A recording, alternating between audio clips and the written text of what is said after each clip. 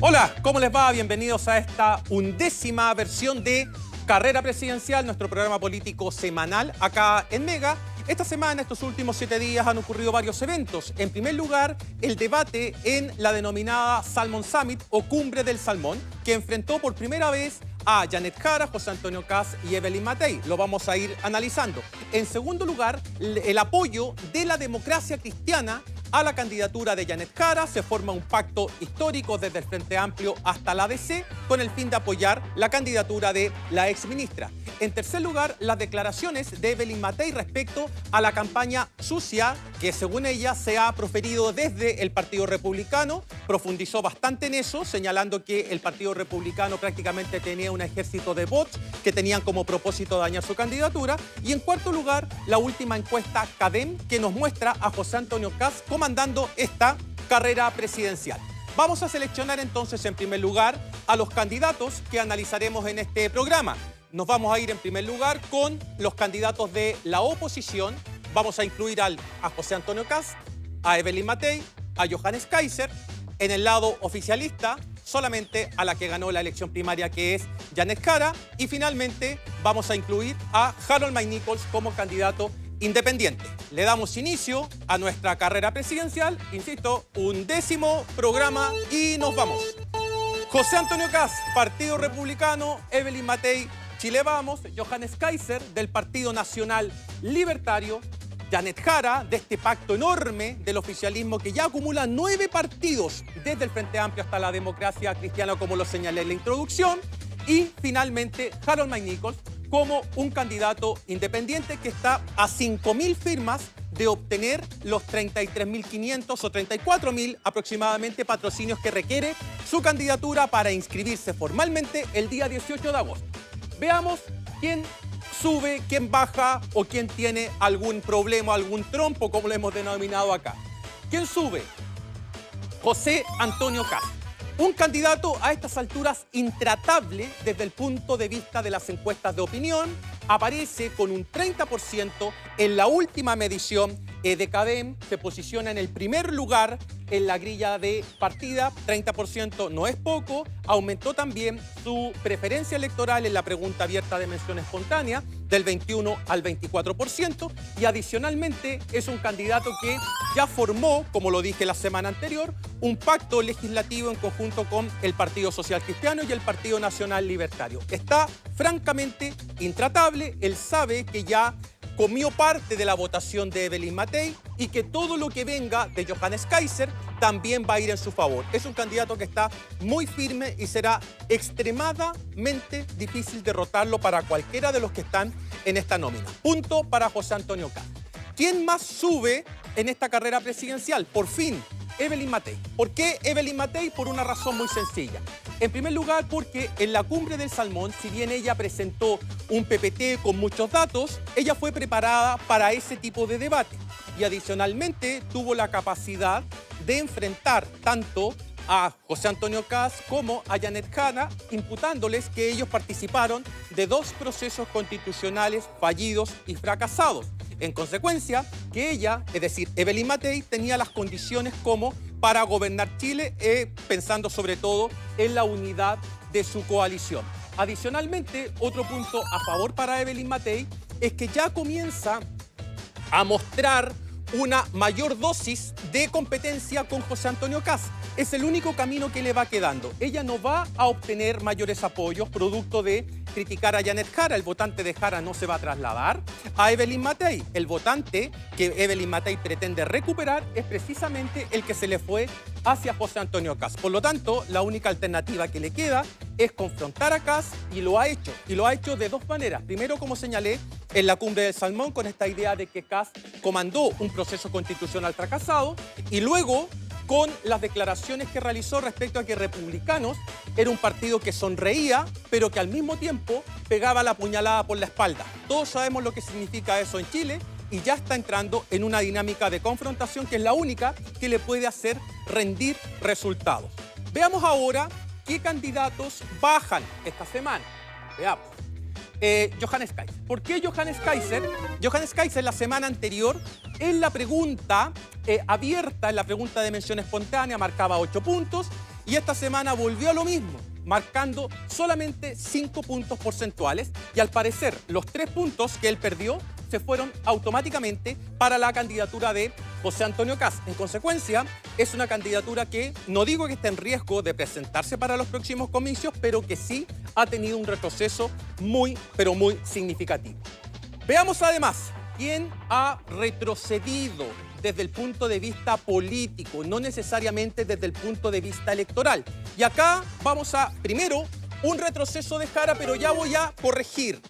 Jara retrocedió particularmente por las declaraciones que hizo Carmona anticipando algo que ella debía decir, que era anunciar a la persona del Partido Comunista que integraría su comando, y al mismo tiempo las declaraciones de Jadwe sobre la legitimidad que existe por parte de los ciudadanos para vulnerar o sobrepasar el Estado de Derecho. Esas declaraciones no son aceptables y no contribuyen para la candidatura de Janet Jara.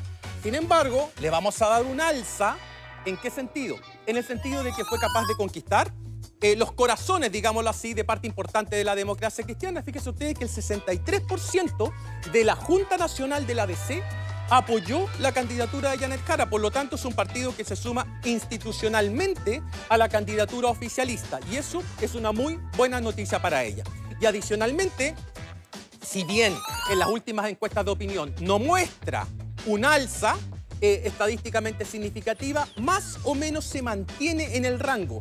Ella la semana anterior tenía un 29% de intención de voto, ahora tiene un 27% de intención de voto. Esos 2 puntos no alcanzan a constituir una diferencia estadísticamente significativa. Entonces, Janet Jara tiene este doble conflicto, ¿verdad? Por una parte, con el Partido Comunista colocando obstáculos, pero por otra, ella tratando de crecer hacia actores moderados o actores de centro. ¿Qué otro candidato diría yo que esta semana baja y les va a parecer un poco contradictorio? Que es Harold Mayníquez. Él está en proceso de recolección de firmas, ¿verdad?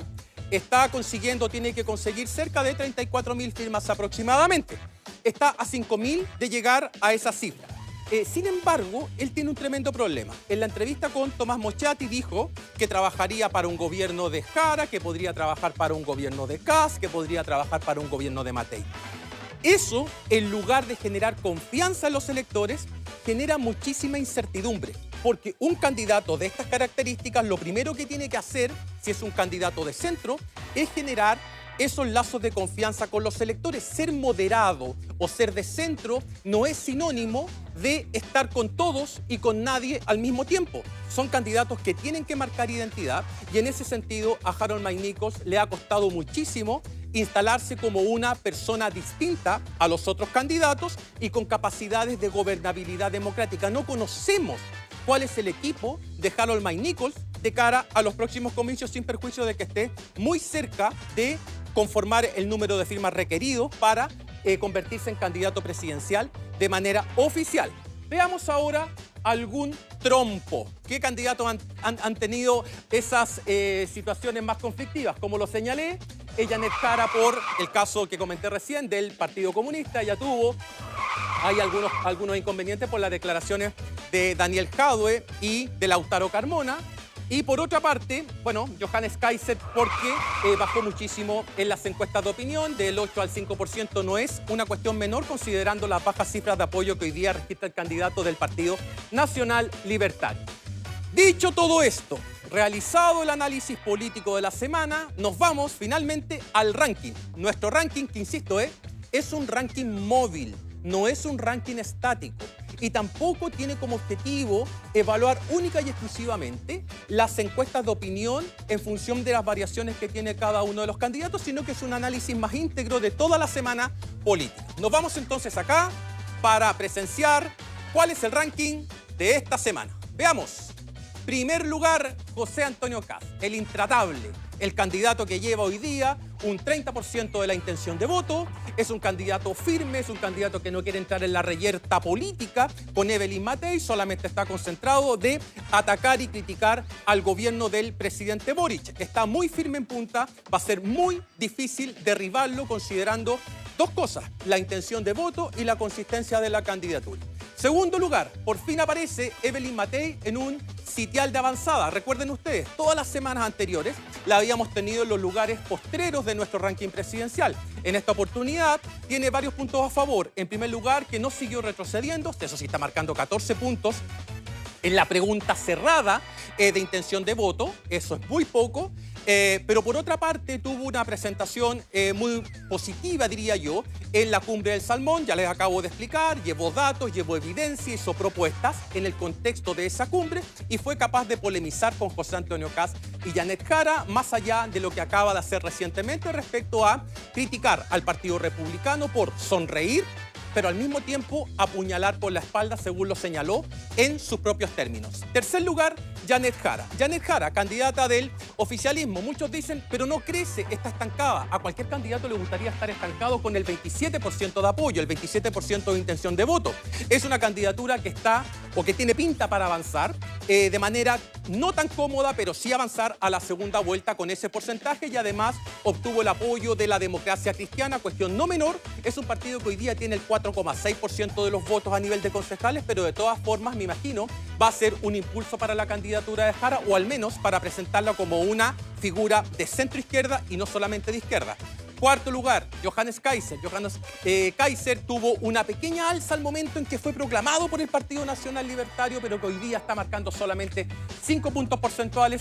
Él dice que va a llegar hasta el final, pero el gran problema es que sus apoyos están migrando de manera muy fácil hacia la candidatura de José Antonio Kast. No sabemos cuál va a ser el resultado, pero es un téngase presente para él. Y el último lugar, cerrando la nómina, Harold Maynicol. No por el hecho de que esté consiguiendo las firmas necesarias para convertirse en candidato presidencial, lo vamos a catalogar como una figura emergente. Mi crítica hacia Harold Maynicol, o el cuestionamiento, o lo que tiene que mejorar, más bien dicho, en lo que tiene que mejorar es en tratar de marcar una identidad político-programática. No puede ser que él esté dispuesto a trabajar con Kast, con Matei, con Jara, con todos, sin marcar diferencias programáticas con los mismos. Bien, este ha sido nuestro 11º programa de carrera presidencial. Tienen el ranking semanal y nos estamos viendo con toda seguridad la próxima semana. Que estén muy bien.